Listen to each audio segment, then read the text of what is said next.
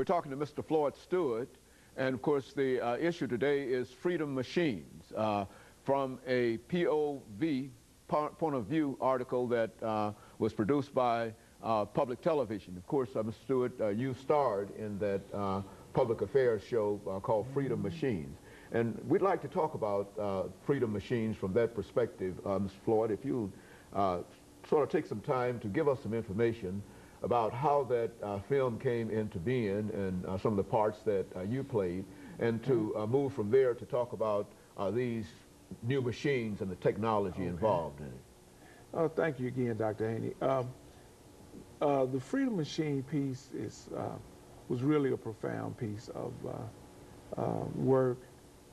I really enjoyed being involved with it because what it did is it showed the different types and different levels of assistive technology for several individuals with disabling condition. It really had a diverse cast of people, which I'm proud to just be a part of it. I'm not so sure I was the star in it, but I think the cause actually was the star. I think it caused people to really understand what it means to have assistive technology. If you notice, I've got this phone with the earpiece, assistive technology. Just my glasses are assistive technology. This little wooden stick with the rubber tip on the end, I use it in my mouth to dial the phone.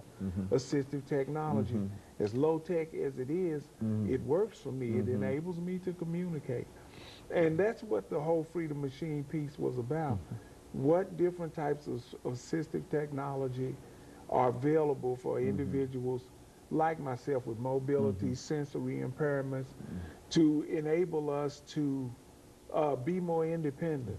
The less that I have to rely on someone else for enhances my independence and helps me to be able to go through my activities of daily living without somebody being with me, doing things with me every minute. In other words, I think you also mentioned, at least it came out of the film, that it was more cost effective really for the state to invest in this kind of technology that might assist people rather than to not invest. Speak to that. Yeah, it really is. In my mind, it's a taxpayer issue. I've talked with consumers and taxpayers quite a bit about this. And as I stated before, I had been in a nursing home for approximately 5.5 years. For those 5.5 years, taxpayers were footing the bill. More than $45,000 per year to keep me in a nursing home, when with just a little bit of assistive technology, less than it costs to keep me in a nursing home, I was able to move out, get a job, become a taxpayer as opposed to a tax consumer, and be a productive, more productive member of society. The problem now, though, in Tennessee are problems with TennCare, problems with the availability of resources to purchase assistive technology, and it has put up a major barrier for individuals with disabilities in Tennessee. I've been told that Tennessee is actually the worst state in the country to be in if you need assistive technology or personal care. And like I said, taxpayers should be incensed by this because it's throwing up a barrier that is causing taxpayers to spend money for something that could be funded a lot more cheaply. You see the problems with TennCare. The services that TennCare provides are being ratcheted down.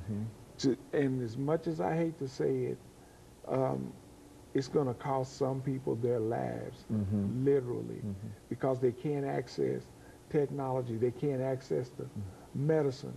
They're limited to doctor visits, 6 prescriptions a year, and that kind of thing. It's really a sad state of affairs for one of the great states in our nation. We'll have, what about the advocacies and people who support what you're doing? I mean, is there any real organization to assist you in bringing about an awareness of this lack of technology and this lack of compassion in a real sense? Yes, it is, and I have to blow my own horn here. The Center for Independent Living has been a major player in the advocacy movement to bring these issues to the forefront in Tennessee. The Tennessee Disability Coalition has been a major statewide player in bringing these issues to the forefront. And of course, the Technology Access Center and Tennessee Technology Access Project, which is the organization that deals with assistive technology across the state. And right here in Metro Center, the Technology Access Center, like I said before, is the place where you go to be evaluated, to view all different types of assistive technology. They actually have access to 60 to 80 different vendors that probably have 100,000 different products that can help a person to be more independent. But yet still, is it that they are not aware of the plight of disabled persons, or what? I mean, how do you see that? Well, I think it's a two-sided problem. One, 70% of all individuals with disabilities live at or below the poverty level. 50% of that 70% do not work at all. And I think the big problem is funding for that type of assistive technology. The majority of people with disabilities are unaware of organizations like the Technology Access Center. And then once again, I go back to the state and TennCare. TennCare will not provide the high-level assistive technology for people with disabilities. I mean, like I said, which is a major tragedy. Okay. Well, I tell you what, Ms. Floyd, we're getting ready for our second commercial break. After we come back, we're going to have you to sort of summarize some of the things that you would like to see happen dealing with the Disability Act and some of the other things.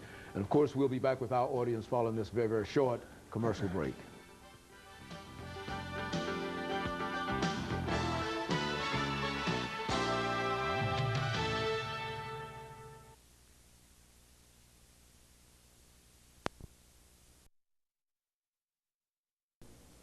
The top